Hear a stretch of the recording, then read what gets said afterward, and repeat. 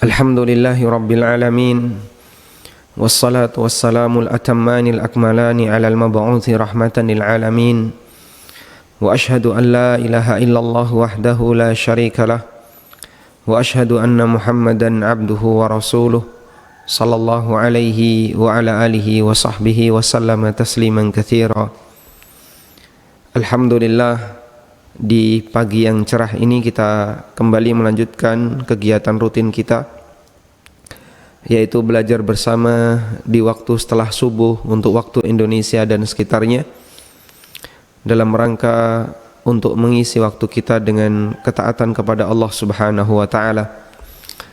Sedikit kami ingin menyampaikan muqaddimah tentang arti penting untuk bisa belajar diam. Masyarakat mereka menekankan agar kita belajar bicara. Bahkan sampai ada pelatihan yang disebut dengan pelatihan public speaking, bagaimana bisa berbicara di depan umum. Padahal kalau kita perhatikan para ulama di masa silam, justru mereka berusaha untuk menekankan agar kita hati-hati dalam menyampaikan pembicaraan. Artinya menjaga lisan itu adalah salah satu di antara kewajiban yang perlu kita perhatikan. Karena setiap apa yang kita ucapkan dicatat oleh malaikat. Sebagaimana yang Allah firmankan di surat Qaf, "Ma yalfidhu min qaulin illa ladaihi raqibun atid." Tidak ada satupun kalimat yang keluar kecuali dicatat oleh malaikat yang dekat lagi selalu mengawasi. Ar-raqibul atid, dia dekat, dan atidun, dan dia selalu mengawasi. Karena kehati-hatian semacam inilah, maka para ulama di masa silam mereka lebih cenderung diam dibandingkan bicara. Sebagaimana disebutkan dalam beberapa riwayat dari Jabir bin Abdullah radhiyallahu anhuma, beliau pernah mengatakan, "Ta'allamus samt, ta'allamus samta." Berusahalah untuk belajar diam. Sehingga diam perlu dipelajari, dalam arti perlu untuk dilatih. Karena kecenderungan manusia itu inginnya bicara. Juga sebagaimana nasihat yang pernah disampaikan oleh seorang sahabat, Abu Darda radhiyallahu anhu. Beliau pernah mengatakan, "Ta'allamus samta kama tata'allamunal kalam." Belajarlah untuk diam sebagaimana kalian belajar untuk bicara. Karena mereka menyadari bahwa setiap ucapan yang keluar dari mulut seorang manusia akan dicatat oleh Allah Subhanahu wa Ta'ala. Baik itu ucapan yang mengandung konsekuensi dosa dan pahala, bahkan termasuk ucapan yang sifatnya mubah. Meskipun ulama berbeda pendapat untuk jenis yang kedua, namun pendapat yang lebih kuat bahwa ucapan yang sifatnya mubah, yang tidak ada konsekuensi dosa dan pahala, juga dicatat oleh malaikat. Al-Imam Ahmad rahimahullah, dikala beliau sedang sakit, beliau meriang, demam yang cukup tinggi. Dan biasanya orang ketika sakit dan dalam kondisi demam, maka keluar suara dari mulutnya karena mengerang. Imam Ahmad mengerang dalam kondisi demam, beliau berbunyi mungkin dengan kalimat mengerang yang lain.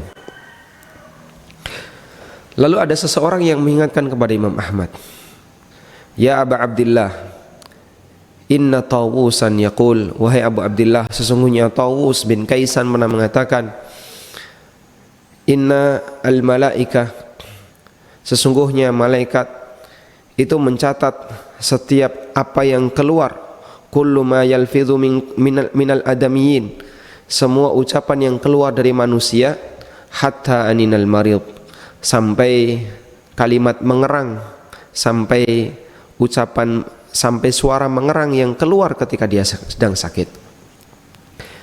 Padahal kita tahu yang namanya mengerang itu ucapan yang di situ tidak mengandung makna sama sekali, atau kalimat yang di situ tidak mengandung makna sama sekali, sehingga suara yang keluar ini tidak ada konsekuensi dosa maupun pahala. Ini karena pengaruh dari rasa sakit yang ada pada dirinya. Namun itu diingatkan oleh Imam Tawus bahwa meskipun seperti ini, semuanya akan dicatat oleh malaikat. Apalagi di bulan puasa, kita perlu banyak menjaga lisan, banyak menjaga ucapan, sehingga kita diminta untuk berusaha lebih maksimal lagi dalam belajar hati-hati ketika bicara, termasuk belajar untuk lebih banyak diam daripada bicara.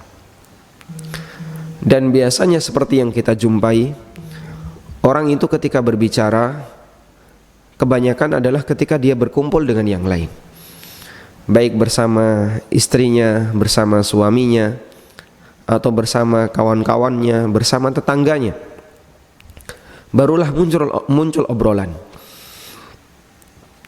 Tapi kalau orang itu sendirian, biasanya dia tidak akan banyak berbicara.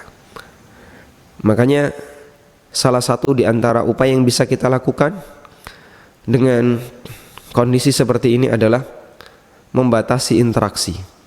Walhamdulillah, terbantukan dengan adanya PSBB dan kebijakan lockdown yang diberikan oleh pemerintah, sehingga kita terbatas interaksinya. Kita tidak bisa berkumpul bareng sebagaimana dulu. Kita tidak bisa berbuka bersama. Kita tidak bisa melakukan berbagai macam kegiatan-kegiatan yang isinya kebersamaan. Dan itu semoga bisa membantu kualitas puasa kita.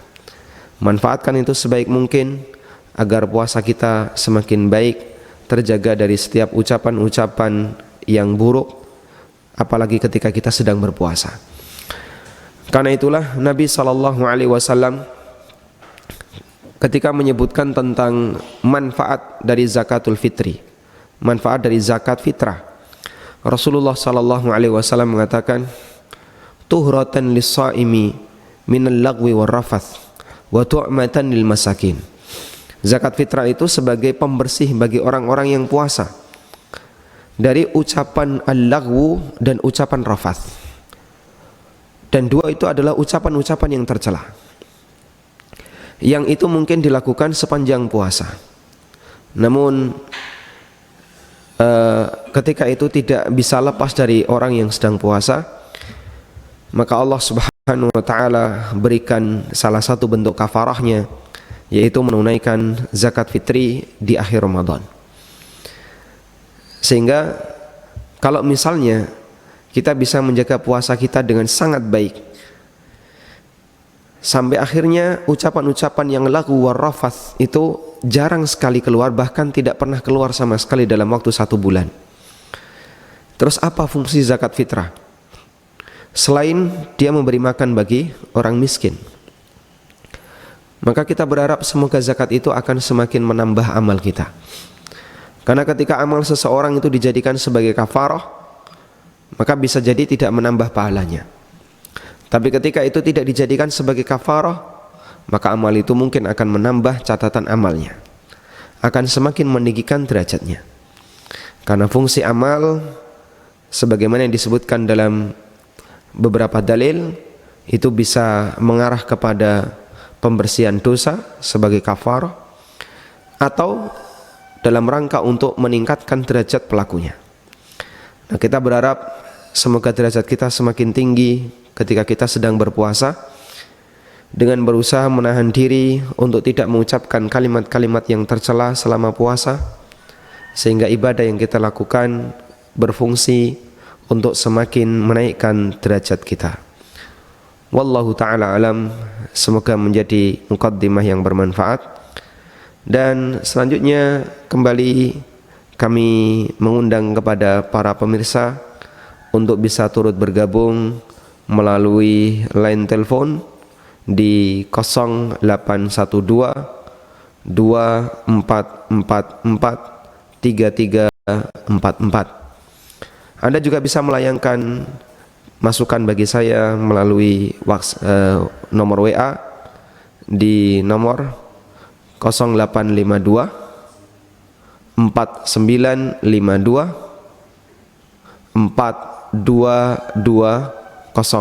sebagaimana yang tertera di lot rate yang tersedia di layar monitor Anda. Wallahu ta'ala alam wa sallallahu ala nabiyyina Muhammadin wa ala alihi wa sahbihi wasallam.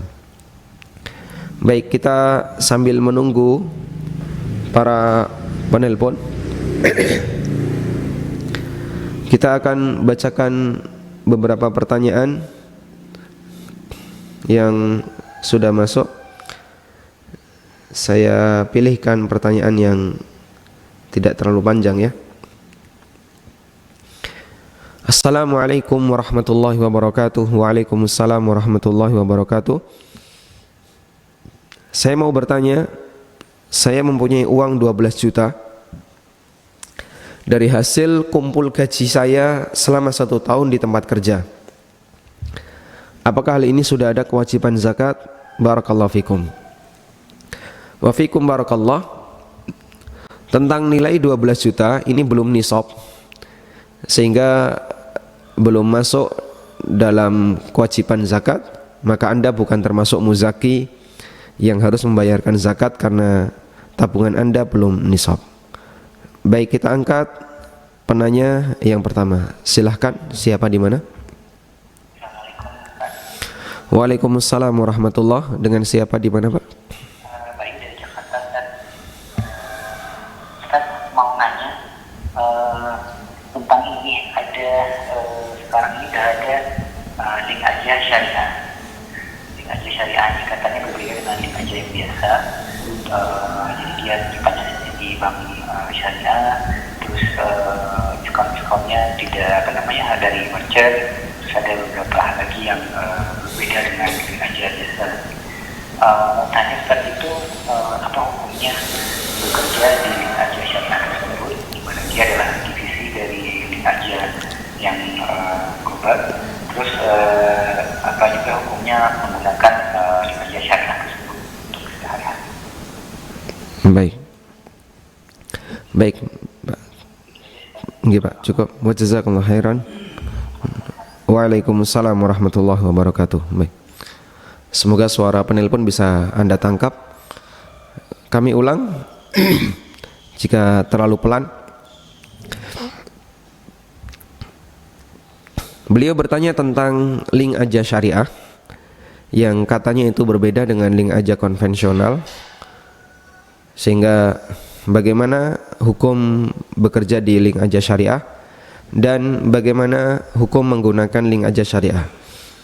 Wallahu ta'ala alam. Terus terang saya belum tahu dengan detail beberapa fitur yang ada di link aja syariah, kemudian skema akadnya seperti apa, sehingga untuk bisa memberikan penjelasan tentang bagaimana hukum bekerja di sana, termasuk penggunaannya, mungkin kita perlu data yang lebih lengkap. Tapi pada intinya para asatidzah berbeda pendapat ketika mereka menanggapi beberapa e-money yang beredar di masyarakat. Sebagian ada yang menilai itu adalah akad utang, sebagian ada yang menilai itu adalah akad titipan wadiah, sebagian ada yang menilai itu adalah akad sarf, tukar menukar uang dengan uang, di mana uang kartal ditukar dengan uang digital dengan satuan yang sama, yaitu sama-sama satuan rupiah. Seperti Anda yang punya akun PayPal, Anda menukarkan rupiah dengan akun PayPal, berarti menukarkan uang kartal dengan uang digital dengan satuan yang berbeda. Yang satu rupiah, yang satu dolar. Karena itu berdasarkan perbedaan seperti ini, maka mereka juga berbeda dalam menilai konsekuensinya, terutama ketika dalam penggunaannya ada diskon. Kalau dalam penggunaan e-money tidak ada diskon, mereka sepakat penggunaan seperti ini jika senilai dengan nominal yang kita berikan, maka statusnya sebagaimana kartu debit. Berarti kita naruh uang di situ untuk kemudian nantinya kita akan ambil lagi. Meskipun mereka berbeda pendapat apakah ini masuk wadiah ataukah masuk utang piutang, tergantung dari konsekuensinya. Karena itu kami belum bisa memberikan jawaban dalam kesempatan kali ini tentang masalah penggunaan link aja maupun bekerja di sana. Wallahu alam. Kita akan angkat penelpon berikutnya. Silahkan. Assalamualaikum Ustaz. Waalaikumsalam warahmatullah. Dengan siapa di mana? Dengan Leo Ustaz di Jakarta. Silakan, Pak. Ya, izin Ustaz bertanya terkait hutang dan zakat. Nah, beberapa waktu lalu saya dengar orang yang berhutang tidak wajib mengeluarkan zakat mal. Nah, permasalahannya Ustaz, tahun 2014 saya mendaftar haji bersama istri. Kemudian kami menabung dan sampai saat ini belum mendapatkan panggilan. Nah, yang jadi kemudian jadi permasalahannya di tahun 2017 kami memutuskan untuk mengambil rumah dengan akad syariah dan itu dicicil selama 10 tahun Ustaz. Nah, dan jadi sampai saat ini kami memiliki tabungan haji yang sudah melewati masa nisabnya. Nah, yang jadi pertanyaan kami Ustaz, saat ini kami mempunyai cicilan dan kami sudah memiliki tabungan yang memiliki nisabnya tadi untuk membayar kekurangan biaya haji nanti Ustaz. Nah, yang jadi pertanyaan kami, apakah kami harus mengeluarkan uang zakat dari tabungan haji tersebut Ustaz? Mohon maaf Pak, apakah tabungan haji Bapak sudah dibayarkan? Tabungan hajinya masih di kami Ustaz, karena kami menunggu panggilan, menunggu travel untuk membayarnya. Oh, Bapak Sekarang belum ada pemberitahuan, jadi masih di kami tabungan hajinya Ustaz. Bapak mau mengikuti Haji Plus? Iya, betul Ustaz. Oh gitu, baik. Apakah Bapak sudah akad dengan pihak travel? Pihak travel sudah akad dari tahun 2014 Ustaz. Untuk pembayaran kami sudah bayar setengah, tinggal setengahnya lagi menyesuaikan dengan tahun berjalan. Nah, itu yang belum kami bayarkan Ustaz. Oh baik, Dan baik. hitungannya dan tabungan kami sudah melewati nisabnya Ustaz. Berarti tinggal menunggu jadwalnya ya? Tinggal menunggu jadwal Keberangkatan. Di tahun ini Ustaz, cuman karena ada kondisi pandemi sekarang, jadinya belum ada kejelasan lagi dari pihak travel. Baik. Baik, cukup Bapak, kami tutup. Ustaz, ya, Iya. terima kasih Ustaz. Assalamualaikum. Waalaikumsalam warahmatullahi. Baik, tentang tabungan haji dan utang KPR rumah ya. Terlepas dari skema yang Anda lakukan, kita yang akan sedang bahas adalah bagaimana pembayaran zakatnya dan apakah utang ini mengurangi status kewajiban zakat. Yang perlu kita pahami bahwa dana utang apabila masih ada di tempat Anda dan belum dibayarkan, maka terhitung untuk dizakati. Sehingga misalnya Anda punya uang senilai 100 juta, berarti sudah jauh di atas nisab, dan Anda punya utang senilai 70 juta. Selama uang 100 juta itu tidak Anda bayarkan, maka Anda wajib membayarkan zakatnya. Sehingga ketika Anda bayarkan 100 juta itu, Anda bayarkan 70 juta, tersisa 30 juta.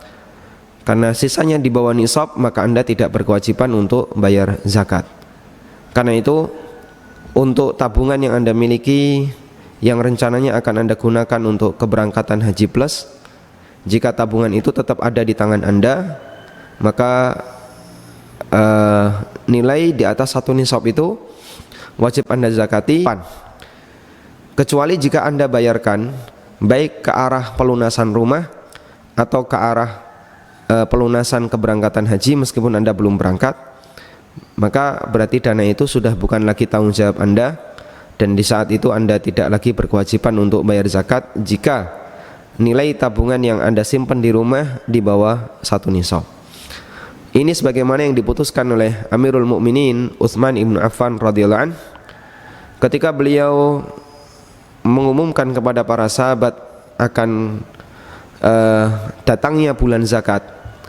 Dalam arti negara akan mengambil zakat dari para rakyat yang nantinya akan ditaruh di Baitul Mal, maka Utsman ibn Affan radhiyallahu anhu mengumumkan kepada mereka, "Hadza syahru zakatikum, faman kana alaihi dain falyu'addihi." Ini adalah bulan zakat kalian. Karena itu siapa yang punya utang, hendaknya dia bayarkan utangnya, dan sisanya baru bisa dia gunakan untuk bayar zakat. Wallahu a'lam. Baik, semoga bisa dipahami. Kita menunggu penelpon berikutnya. Silahkan yang tadi sudah masuk.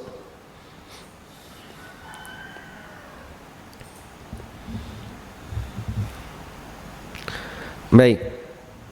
Sebagai tambahan, mana yang perlu kita dahulukan antara utang zakat, antara utang haji, ataukah utang KPR? Jawabannya mana yang lebih mendesak? Kalau utang KPR itu ada jangka waktu tertentu sehingga Anda tidak harus dituntut segera, maka berarti yang lebih mendesak adalah dalam hal ini haji. Kita angkat penelpon berikutnya. Silahkan. Assalamualaikum. Waalaikumsalam warahmatullah. Dengan siapa di mana? Indra di Tasikmalaya. Oke, silakan Pak Indra, bisa dikeraskan sedikit dan mohon agar menjauh dari televisi ya.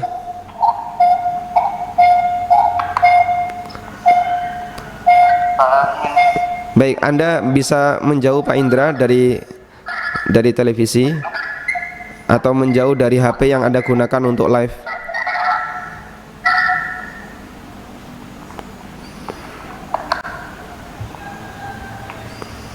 Baik, sekarang silakan, Pak. Ya.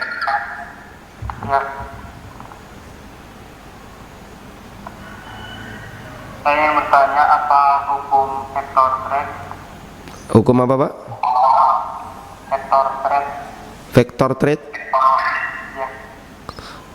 Ya, mohon maaf saya belum paham tentang vector trade, Pak.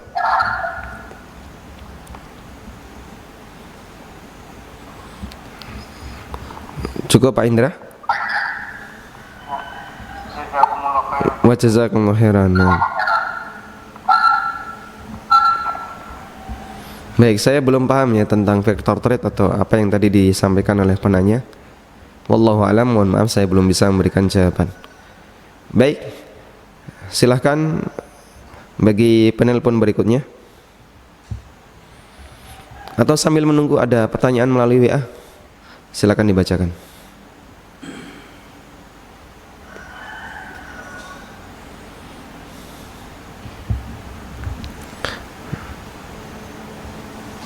Ada pertanyaan yang masuk? Silakan. Assalamualaikum. Waalaikumsalam warahmatullah. Di mana? Di Sumatera Utara. Silakan, Bu. Saya mau bertanya, bagaimana sebaiknya kita sholat Lailatul Qadar itu jam berapa malam? Apakah di tengah malam ataukah bisa habis-bisa? Salat Lailatul Qadar. Iya, Pak. Baik. Terima kasih ya, Pak. Baik, terima kasih, Bu. Bagaimana sholat Lailatul Qadar yang terbaik, apakah di tengah malam atau di waktu yang bagaimana? Allah Subhanahu wa taala menyebut Lailatul Qadar itu waktu dari sejak masuknya malam sampai subuh. Allah Subhanahu wa taala mengatakan, "Wa ma adraka ma Lailatul Qadr? Lailatul Qadri khairum min alfi syahr." Tahukah kamu apa itu Lailatul Qadar? Lailatul Qadar adalah malam yang lebih baik dibandingkan 1000 bulan.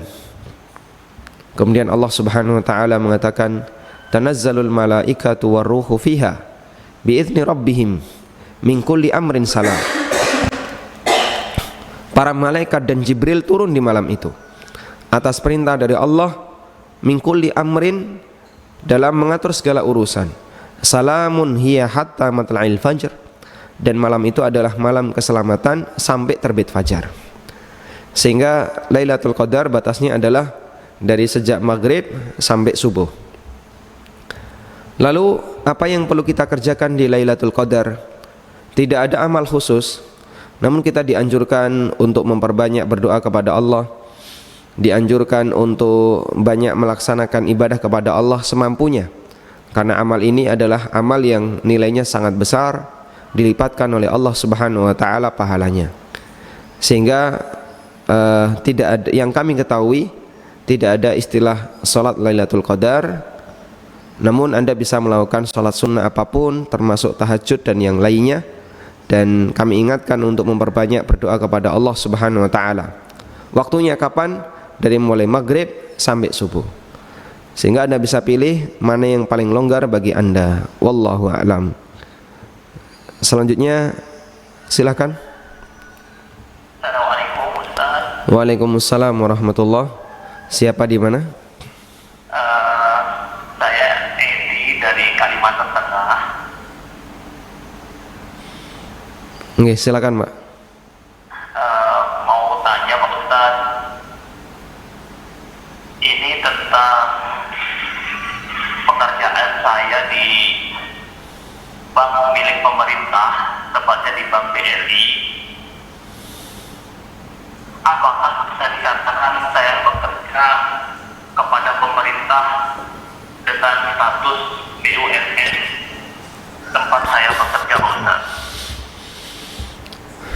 Baik. Cukup, Bapak? Terima kasih Pak Ustaz. Nggih, Pak. Assalamualaikum warahmatullahi wabarakatuh. Waalaikumsalam warahmatullahi wabarakatuh. Ada orang yang bekerja di BRI, yang itu merupakan salah satu BUMN di negara kita. Beliau tadi menyebutkan nama banknya ya. Mohon maaf, saya juga turut menyebutkannya. Atau dengan kalimat yang lebih umum, bagaimana hukumnya bekerja di BUMN milik pemerintah yang bergerak di bidang lembaga keuangan. Baik, sebenarnya yang menjadi acuan kita bukan siapa pemilik lembaga itu. Apakah pemerintah, swasta, apakah muslim atau non-muslim. Yang menjadi acuan kita adalah bagaimana sumber penghasilan lembaga tempat kita bekerja.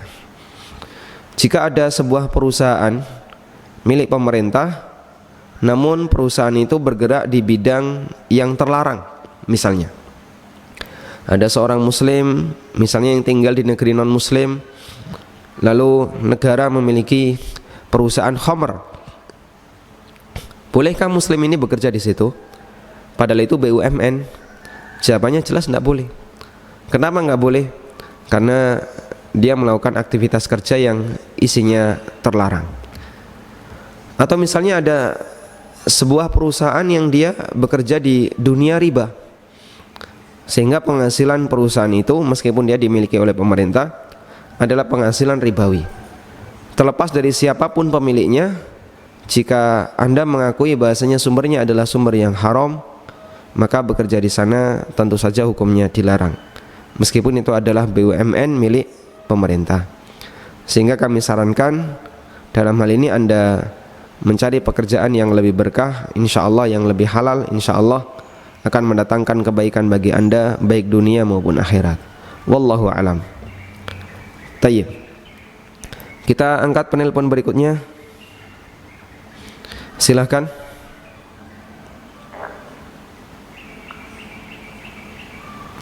Nggih, siapa di mana? Halo, silakan.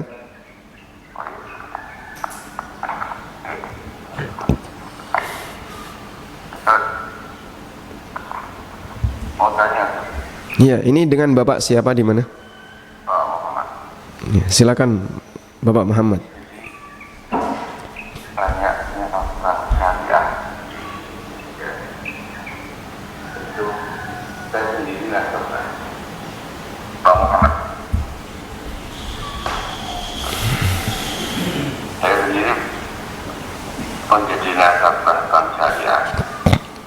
Kemudian ada pembiayaan yang dibiayai oleh bank syariah, tapi setelah berjalan sekian tahun, cara perhitungannya itu ternyata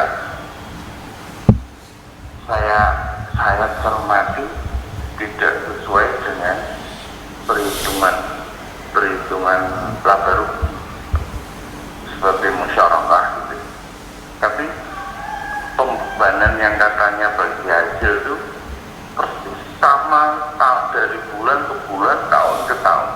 Yang ini tidak ubahnya seperti bank konvensional. Hanya Bapak melakukan akad dengan bank, akadnya apa, Pak? musyarakah. Musyarakah. Tapi nilai bagi hasilnya flat. Flat. Jadi tidak pernah ada itu review bagaimana perjalanan usahanya, bagaimana Baik. keuntungannya, tidak ada. Berarti mereka tidak melakukan audit keuangan perusahaan Bapak ya? Ya. Dan yang katanya bagi hasil itu dari bulan ke bulan sama nilainya yang harus saya bayarkan. Sehingga misalnya dalam kondisi pandemi seperti ini Pak, tentu banyak orang yang penghasilannya menurun. Apakah bagi hasil yang Anda serahkan ke bank ada penurunan atau sama? Lah iya, dalam kondisi begitu saja, kemudian bagi hasilnya tidak dibayarkan selama 3 bulan saja sudah ada ancaman untuk dilelang. Baik. Gimana? Baik, kami memahami Pak. Ya.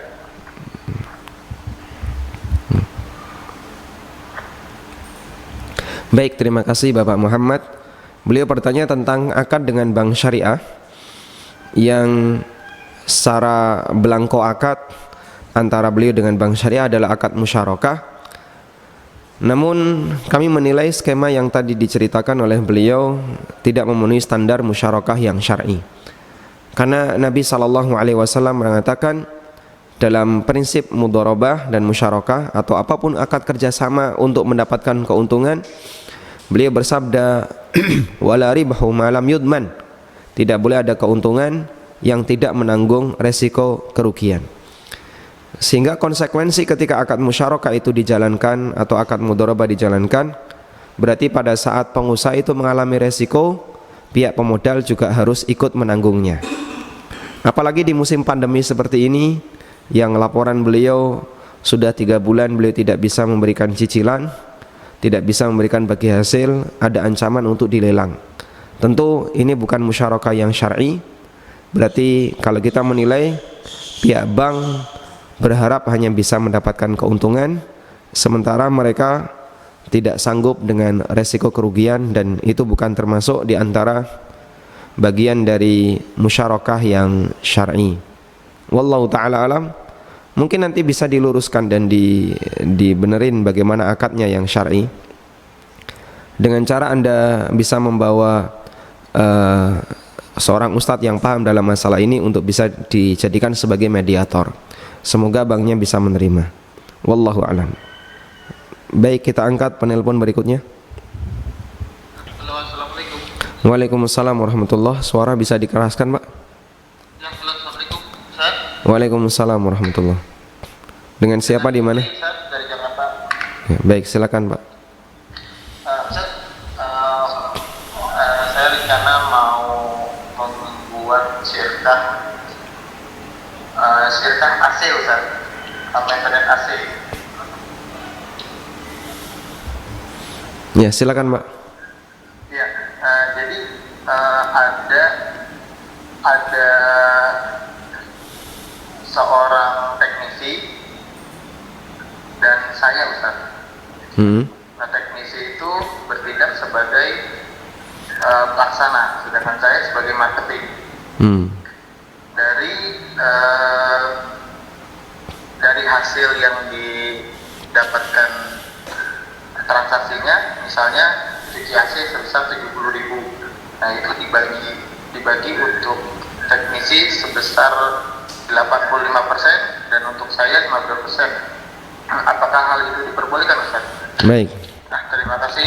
Baik Pak. Assalamualaikum warahmatullahi wabarakatuh. Waalaikumsalam warahmatullahi wabarakatuh. Baik. Insyaallah akad seperti yang Anda ceritakan, kerjasama antara Anda dengan teknisi AC, di mana Anda sebagai marketer dan teknisi AC sebagai pelaksana. Lalu nanti per unit penghasilan satu proyek Anda mendapatkan 15%, sementara teknisi Anda mendapatkan 85%. Hukumnya diperbolehkan seperti kesepakatan yang berlaku. Adanya perbedaan seperti ini kembali kepada kesepakatan, dan wajar saja ketika teknisi mendapatkan lebih banyak karena mungkin dia harus mengeluarkan kerja yang lebih dibandingkan marketing. Wallahu alam. Kita angkat penelpon berikutnya. Silakan. Halo, Assalamualaikum Ustaz. Waalaikumsalam warahmatullahi. Silakan, suaranya dikerasan Pak. Halo, ya Ustaz. Siapa di mana? Dari Pak Eko di Lamongan. Silakan Pak Eko. Jadi begini Ustaz, misalkan dulu orang tua pernah usaha dan qadarullah itu kan bangkrut. Nah, dia itu orang tua menanggung hutang di mana-mana. Nah, ketika di hutang tersebut dilimpahkan ke ahli warisnya, sedangkan ahli warisnya itu tidak tahu hutangnya itu bagaimana Ustaz? dan misal tidak mampu membayar hutang tanggungan orang tua, bagaimana hukumnya Ustaz? Baik. Orang tua apakah meninggalkan warisan? Meninggalkan warisan, tapi yang hutang kan dari bapaknya, tapi yang meninggalkan warisan itu dari ibunya Ustaz. Maksudnya dari istri jenazah ya, dari istri mayit. Sedangkan bapak kan sudah nggak ada harta, karena tadi dulu pernah hutang di bank terus sudah habis gitu Ustaz, dan hutangnya di mana-mana. Sekarang numpang di ibunya istri itu, di rumah neneknya.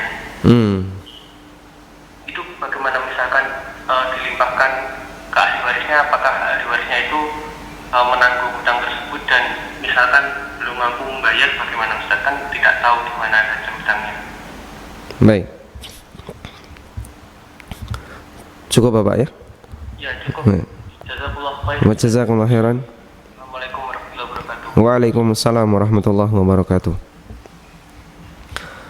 Ketika ada orang yang meninggal dunia dan dia punya harta, sementara dia juga punya utang, maka harta itu tidak boleh dibagikan sebagai warisan maupun ditunaikan wasiat sampai utang itu dilunasi.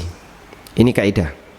Sebagaimana yang Allah nyatakan dalam Al-Quran, setelah Allah memberikan penjelasan tentang warisan, Allah mengatakan mim ba'di wasiyatin yusa biha aw dain, setelah ditunaikan wasiat dan ditunaikan utang. Dan kata Ali bin Abi Thalib, meskipun ayat ini secara tekstual menyebut wasiat dulu baru utang, namun kata beliau, qada Rasulullah sallallahu alaihi wasallam ad-daina qabla al-wasiyah. Rasulullah sallallahu alaihi wasallam memutuskan agar dilakukan pelunasan utang sebelum wasiat. Dan praktek ini juga dilakukan oleh penjelasan atau juga disampaikan dalam penjelasan para ulama, sehingga utang dulu diselesaikan baru pelaksanaan wasiat. Lalu bagaimana kalau mayit tidak meninggalkan harta sama sekali? Apakah ahli warisnya berkewajiban untuk melunasi utangnya? Wallahu ta'ala alam, jawabannya tidak berkewajiban, sehingga masing-masing menanggung bebannya sendiri. Karena itu ketika sang bapak meninggal dan beliau tidak memiliki harta dan utangnya masih banyak, anak tidak berkewajiban untuk menanggung utang orang tua dalam hal ini. Wallahu ta'ala alam. Meskipun ketika anak berusaha untuk melunasinya, maka itu bagian dari bakti anak kepada orang tua, insya Allah bisa mendapatkan pahala yang besar. Baik, kita angkat penelpon berikutnya. Waalaikumsalam warahmatullahi. Silakan diperbesar suaranya Pak.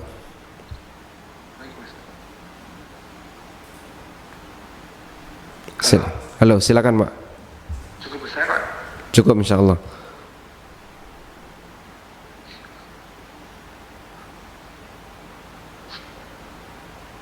Assalamualaikum. Waalaikumsalam warahmatullahi. Silakan Pak. Pak Ustadz, saya mau tanya, untuk kebetulan saya dapat jatah haji tahun ini Pak Ustadz, beserta seorang istri dan juga ibu mertua. Iya, silakan Pak. Kemudian kan sayangnya ibu mertua saya sakit, sehingga dapat surat istiqoahnya itu yang masih sementara. Selain itu juga kan sekarang lagi ada pandemi COVID ini, sehingga beliau berisiko sangat besar untuk terpapar dengan COVID tersebut. Nah, kemudian juga selain itu dana yang saya untuk siapkan untuk pelunasan itu belum siap, karena kebetulan memang saya sedang hijrah dan sudah menjual semua aset, tinggal rumah yang terakhir. Nah, di rumah terakhir ini pembelinya belum bisa memberikan juga karena terdampak dari COVID ini. Apakah saya menunda haji tersebut atau saya coba mencari pinjaman untuk pelunasan BPH haji untuk haji yang tahun ini Pak Ustadz? Bapak Haji Plus ya?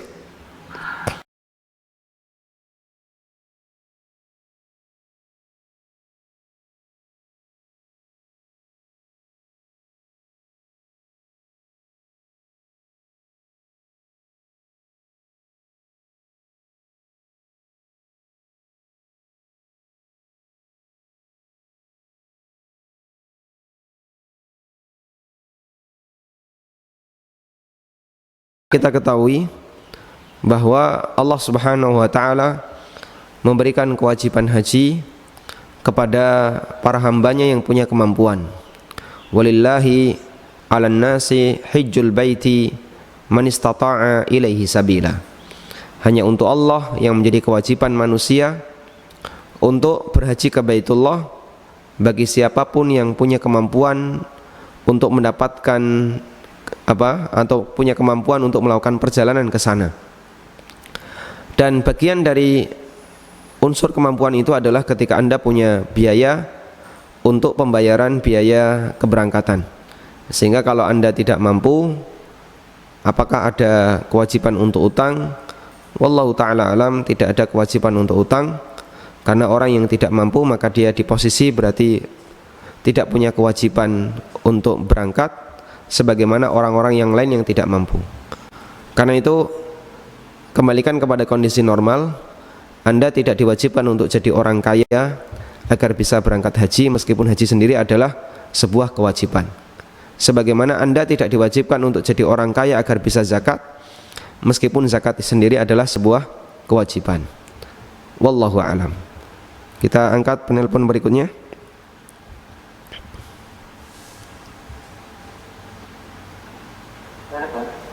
Waalaikumsalam warahmatullahi. Silakan diperkeras Pak suaranya Pak. Saya mau tanya Ustaz. Siapa dari mana? Dari Madura. Ya silakan Pak. Saya ini dulu kan pernah menjadi tukang ojek. Terus kemudian ini saya mengangkut barang dari toko. Kemudian susunya itu kembaliannya lebih kan? Lebih. Ini kan saya bawa uang 100.000. Kembaliannya lebih malah 100.000. Saya ambil kan sudah lama ini.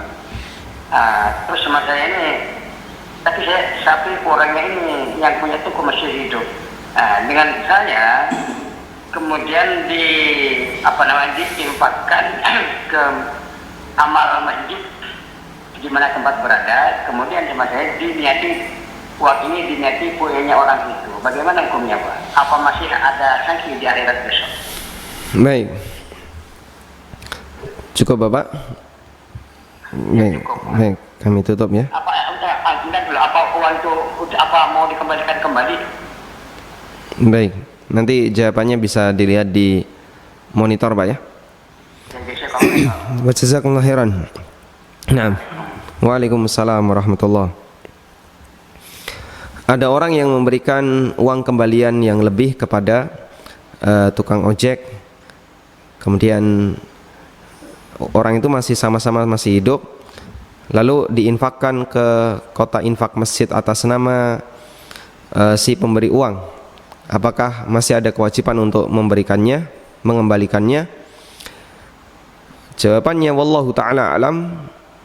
Jika pemberian kelebihan itu disengaja oleh pemilik toko, berarti itu statusnya adalah pemberian atau hibah bagi Anda, sehingga Anda sebagai driver ojek dalam hal ini berhak untuk menerimanya dan tidak perlu dikembalikan, karena Anda sudah mendapatkan dengan cara yang legal, yaitu sebagai hibah yang mubah dari pemilik toko kepada Anda.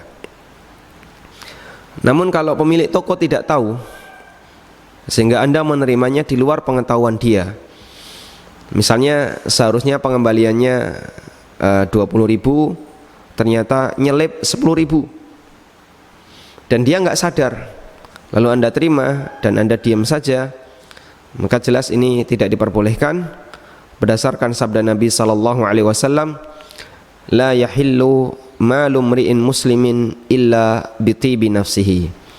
Tidak halal kita menerima harta dari orang lain sesama muslim kecuali dengan kerelaan hatinya. Sehingga jika pemilik toko itu masih hidup, Anda harus kemudian mengembalikan kepadanya, kecuali ketika dia merelakan untuk Anda miliki, maka silakan Anda miliki dan Anda tidak perlu untuk mengembalikannya. Lalu bagaimana kalau uang itu sudah disedekahkan atau dimasukkan ke kotak infak masjid atas nama pemilik toko? Jawabannya, uang yang dimiliki oleh seseorang dari hasil interaksi yang tidak saling ridho, termasuk tadi ya, Anda mendapatkan pengembalian yang itu sebenarnya lebih, tapi orangnya tidak tahu, berarti kita tidak tahu apakah dia ridho atau tidak. Maka penyelesaiannya bukan langsung dimasukkan ke kotak infak, tapi penyelesaiannya adalah dikembalikan kepada pemilik. Jika pemilik tidak ridho dan Anda sudah memasukkan ke kotak infak, ada ganti, dan insya Allah pahala nyumbang di kotak infak masjid tadi menjadi milik Anda. Tapi kalau pemiliknya ridho, Anda sampaikan, Bapak kemarin kelebihan sekian puluh ribu dan sudah saya masukkan ke kotak infak masjid, dan dia ridho bilang nggak apa-apa, maka insya Allah pahala menjadi milik pemilik toko. Wallahu a'lam. Kita angkat penanya berikutnya. Silakan. Mohon dijauhkan dari televisi. Waalaikumsalam warahmatullahi. Anda jauhkan dari televisi atau matikan. Halo. Halo, silakan. Ya. Baik, dari mana? Dari Bandung. Silakan. Ustadz akan mau nanya, Ana sebagai seorang produsen baju muslimah, Ana menjual barang ke agen, jadi nggak langsung ke konsumen, tapi lewat agen dulu, langsung dari agen jual ke konsumen. Biasanya Ana ada sistem PO. PO itu jadi pre-order, jadi nanti konsumen itu memesan barang ke agen, terus nanti agen memesan barang ke Ana. Nah, apakah yang harus digunakan? Biasanya agen itu konsumen itu membayar DP, kadang-kadang juga sampai di awal, terus di agen itu kadang-kadang juga bayarnya DP, kadang full payment juga. Nah, kadang kalau misalkan PO itu kan kadang ada masalah atau di produksinya itu ada hambatan gitu ya Ustaz ya, dari agennya atau dari produksinya apa segala macam, kadang jadi melampaui batas estimasi ready-nya gitu kapan. Nah, kadang juga ada konsumen yang meng-cancel gitu jadi pesanannya. Jadi kadang itu agen jadi bingung, ini DP-nya itu apakah hilang kah? Apakah jadi kompensasi, jadi karena lamanya waktu itu untuk biaya kompensasinya jadi hilang gitu, atau direfankah, atau bagaimana cara yang share gitu. Baik. Apakah agen Anda tunjuk secara resmi atau siapapun bisa menjadi agen? Secara resmi Ustaz. Baik. Baik, cukup Ibu. Nah, syukran Ustaz, Syukran. Jazakallahu khairan. Waalaikumsalam warahmatullahi wabarakatuh. Baik, apakah skema seperti yang tadi disampaikan dalam pertanyaan termasuk akad yang diperbolehkan? Kita melihat di situ ada 3 pihak ya. Produsen, agen, kemudian konsumen. Maka posisi agen seperti yang tadi beliau sampaikan, dia ditunjuk secara resmi oleh pihak toko. Yang kami pahami berarti agen di sini statusnya adalah sebagai wakil, dan wakil berhak untuk melakukan aktivitas apapun atas nama yang diwakili. Karena itu misalnya produsen ini bernama toko baju XYZ atau produsen baju XYZ. Lalu agen ini menyatakan dirinya atas nama produsen baju XYZ berakad dengan konsumen. Hukumnya berarti dia melakukan aktivitas sebagaimana yang diwakili. Karena status wakil itu bimanzilatil mukil. Wakil itu statusnya sebagaimana yang menunjuknya sebagai wakil. Karena itu wallahu ta'ala alam, agen Anda berhak untuk menerima DP meskipun barang belum ada. Nah, akad seperti ini namanya akad apa? Akad ini disebut dengan akad istisna, yaitu akad untuk pesan dibuatkan barang.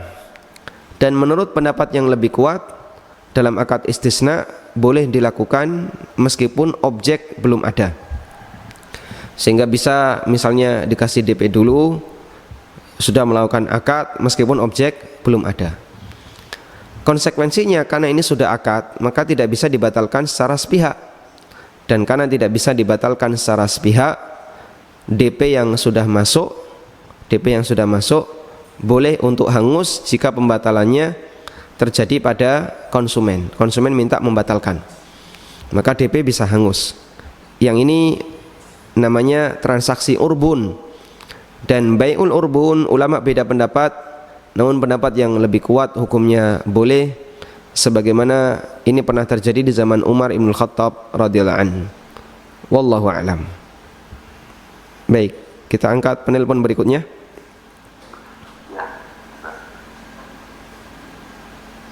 Silakan, Pak. Apa? Dari Suito di Ungaran. Ini Bapak siapa? Suito di Ungaran. Bisa lebih keras, Pak? Suito Ungaran. Ya, biar masuk suara Bapak ke mikrofon. Bapak Suito di Ungaran, silakan, Pak. Apa? Tadi ada penelpon yang Bapak Muhammad itu tentang akad musyarakah. Nah, saya kok berpikir ini. Kampung syariah kita itu kan jadinya juga dimiliki oleh bank konvensional, dan itu apa berada dalam satu sistem bank Indonesia yang kita tahu tidak sah. Baik, yang menjadi pertanyaan Bapak? Ya, Pak, intinya betapapun akad yang syariah tapi pakainya tidak karena sistemnya hidupnya paling terjadi di tiga itu juga semua. Baik, baik Bapak. Terima kasih Bapak Suito ya. Baik, beliau masih menanyakan, terlihat dari suaranya mirip dengan Pak Muhammad ya. Beliau masih menanyakan tentang skema yang ada di bank syariah. Jadi sebenarnya kita ketika menilai sebuah kasus, mungkin kita pisahkan terlebih dahulu antara kasus satu dengan kasus yang lain. Antara misalnya sebuah akad dengan pemilik akad. Karena terlepas dari posisi pemilik, selama akad itu dilakukan secara mubah, maka hukum asalnya diperbolehkan. Sebagaimana Nabi SAW melakukan transaksi dengan Yahudi, namun dengan akad yang diperbolehkan. Meskipun Yahudi kita tahu biasanya mereka memiliki harta yang haram, dan mereka juga melakukan muamalah yang haram, seperti yang Allah singgung dalam Al-Quran, wa aklihimur riba wa qadnuhu anhu wa akhdhihim amwalan nasi bil batil. Mereka makan riba padahal sudah dilarang, dan mereka juga mengambil harta manusia dengan cara yang batil. Ini menunjukkan bahasanya bertransaksi dengan orang kafir hukumnya boleh, meskipun mereka kadang melakukan transaksi yang bermasalah. Ada bank syariah, di atasnya adalah bank konven. Anggaplah bank syariah ini pemiliknya adalah bank konven. Bolehkah kita bertransaksi dengan bank syariah ini padahal dia dimiliki oleh bank konven, atau bahkan dia satu payung dengan bank-bank yang lain yang melaksanakan transaksi riba?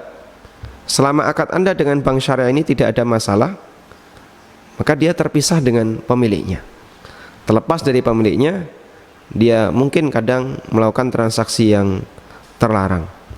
Karena itu yang saya pahami, kalau memang kasus kita adalah di satu tertentu, kita batasi di situ. Sementara sangkut paut yang lain hanya terkait masalah sumber kehalalan dari harta ini. Dan jika harta itu adalah harta dari investor, misalnya uang dari para nasabah yang ditabung, yang kemudian diputar oleh pihak bank syariah dengan cara yang syar'i, wallahu ta'ala alam, insyaallah akadnya bisa memenuhi standar syariat selama dengan ketentuan di situ skemanya adalah skema yang syar'i dan tidak ada klausul yang bermasalah. Wallahu a'lam. Baik, silakan.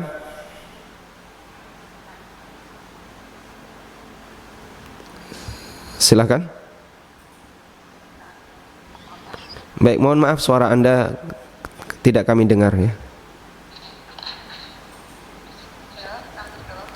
Waalaikumsalam warahmatullahi. Bisa dibuat lebih keras biar masuk ke mikrofon.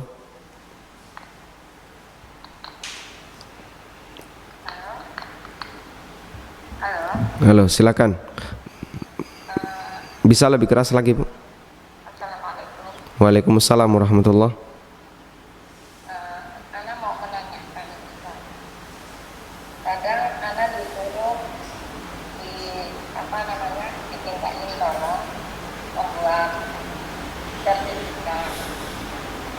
Terus yang diperbolehkan enggak? Misalnya harga sertifikat kalau melalui tempat itu kan berbeda-beda. Nah, karena transaksi misalnya transaksi dulu dengan yang mau membuat, misalnya Anda terima 6 juta, nah nanti Anda transaksi sama notaris 7 juta. Nah, itu diperbolehkan atau enggak? Posisi Ibu sebagai apa?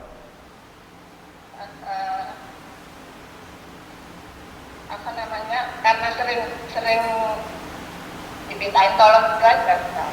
Oh gitu. Sering gitu, jadi transaksi itu diperbolehkan apa enggak? Baik, Ibu bukan notaris ya, tapi dimintai tolong orang untuk membuatkan sertifikat, sehingga nanti Ibu yang menghubungkan ke notaris. Menyuruh gitu, jadi mereka tahunya beres, jadi ada hambatan, ada apa itu mereka tahunya dengan anak gitu Ustaz. Baik, cukup Ibu.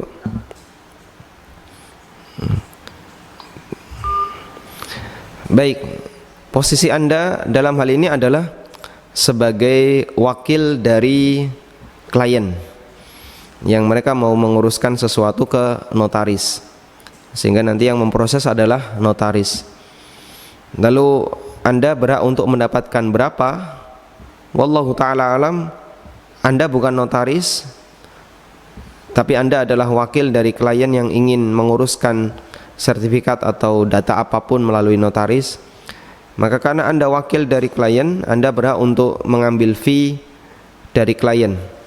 Atau bisa juga Anda mengambil fee dari notaris karena telah melarisi mereka. Sehingga dalam posisi ini masalah fee kembali kepada kesepakatan. Anda bisa minta kepada klien, untuk biaya seperti ini kurang lebih sekian, nanti bisa menyesuaikan sesuai dengan tingkatan kesulitan notaris dalam membuat akta, antara sekian sampai sekian. Nanti biaya administrasinya sekian ratus ribu.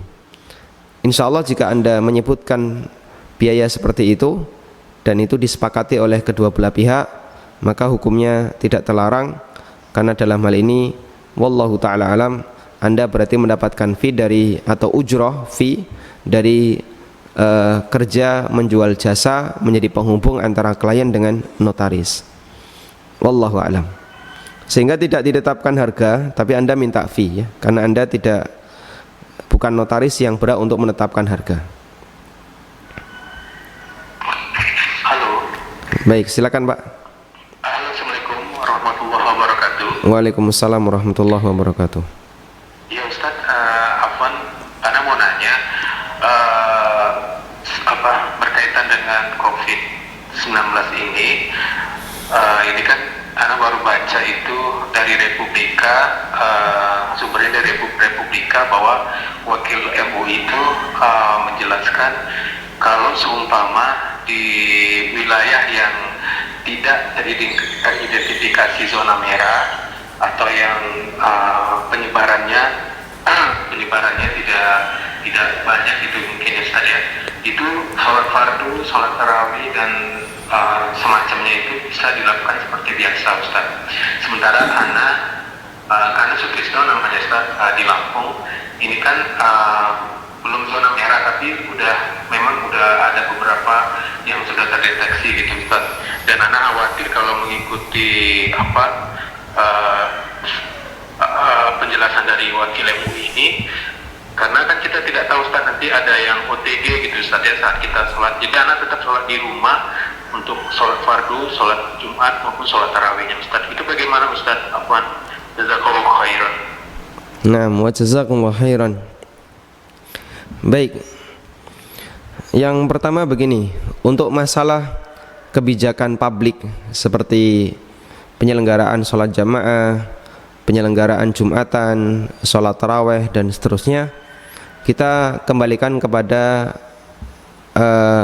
keputusan dari pemerintah.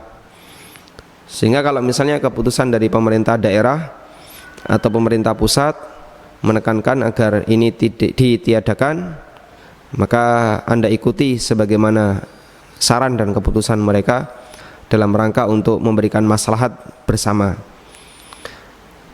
Yang kedua, untuk yang sifatnya pribadi, seperti Anda ketemu dengan siapa, Anda misalnya melakukan aktivitas dengan orang lain yang itu tidak ada kaitannya dengan urusan publik, maka yang seperti ini Anda bisa menggunakan Anda bisa menggunakan pertimbangan pribadi. Pertimbangan pribadi itu yang saya maksud adalah jika muncul kekhawatiran dalam diri Anda untuk misalnya ada beresiko di sana sehingga Anda menghindari, maka itu urusan pribadi Anda, silahkan. Karena itu kaitannya dengan ini, jika ini kita gabungkan, wallahu a'lam.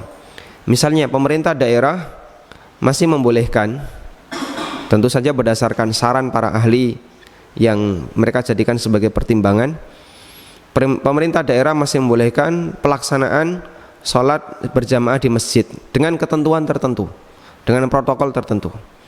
Misalnya jamaah hanya boleh untuk satu lingkup kampung dan harus pakai masker, bawa sajadah sendiri, dan beberapa protokol yang lain.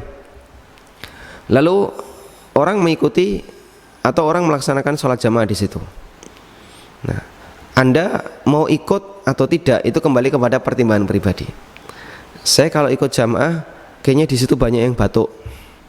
Saya kalau ikut jamaah di situ kemarin katanya ada orang yang baru datang dari Jakarta atau dari daerah zona merah misalnya.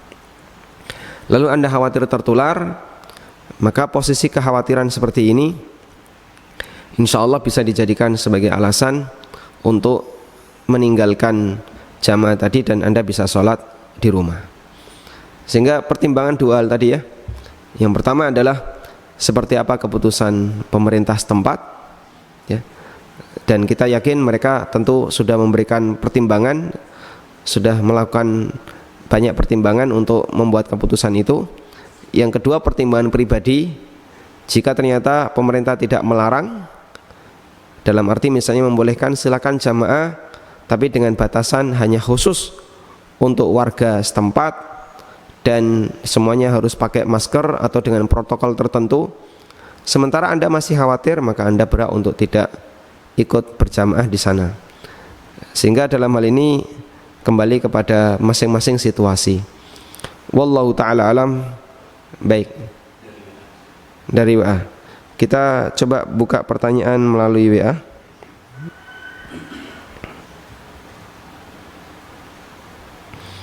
Ada banyak sekali pertanyaan melalui WA. Yang paling bawah ya, dari sahabat Tegal Mengaji. Assalamualaikum warahmatullahi wabarakatuh. Waalaikumsalam warahmatullahi wabarakatuh. Bagaimana puasa ibu hamil atau menyusui? Fidyah ataukah qadha? Jawabannya, ibu hamil atau menyusui dibagi menjadi tiga. Yang pertama, jika dia khawatir terhadap keselamatan dirinya jika puasa, maka dia boleh tidak puasa dan statusnya sebagaimana orang yang sakit. Nah, orang yang sakit, Allah Subhanahu wa taala mengatakan fa'iddatun min ayyamin ukhar. Dia harus mengqadha dan melaksanakannya di hari yang lain di luar Ramadan. Yang kedua, ada orang yang hamil atau menyusui dan kalau puasa dia khawatir terhadap keselamatan dirinya dan janinnya, maka ini statusnya juga sama seperti orang yang sakit, sehingga dia nanti harus mengqadha di hari yang lain. Yang ketiga, dia berpuasa dan dia khawatir terhadap keselamatan bayinya, tidak khawatir kepada keselamatan dirinya. Mungkin ibunya cukup sehat, cukup kuat, bahkan berlemak, sehingga nanti kalau dipakai menyusui dia tidak akan lemas. Tapi dia khawatir kalau puasa nanti bayinya jadi tidak maksimal kesehatannya. Maka di posisi ini wallahu alam, Anda boleh tidak berpuasa, dan pendapat yang benar tetap wajib qadha. Sebagaimana ini adalah pendapat yang disampaikan oleh Imam Ibnu Baz rahimahullah. Namun jika orang yang hamil atau menyusui tidak berpengaruh ketika puasa, baik terhadap dirinya maupun janinnya, maka dia tetap wajib untuk berpuasa. Misalnya ada ibu yang sedang menyusui, badannya dia bukan tipe wanita yang kurus, kemudian anaknya juga tidak harus ASI eksklusif, artinya bisa disambung dengan makanan yang lain, maka dalam hal ini ketika dia puasa tidak memberikan pengaruh sama sekali, maka dia wajib untuk berpuasa. Wallahu ta'ala alam. Demikian yang bisa kita sampaikan, semoga bermanfaat. Dan mohon maaf, masih ada beberapa penanya yang lain yang belum sempat untuk kita singgung. Semoga Allah Subhanahu wa taala memberkahi apa yang kita pelajari, dan bagi para penelpon kita haturkan jazakumullah khairan atas perhatiannya, dan penelpon-penelpon yang baru karena acara ini sudah selesai bisa disampaikan di kesempatan berikutnya. Wassallallahu ala nabiyyina Muhammadin wa ala alihi wa sahbihi wasallam. Wa akhiru da'wana anil hamdulillahi rabbil alamin. Wassalamu alaikum warahmatullahi wabarakatuh.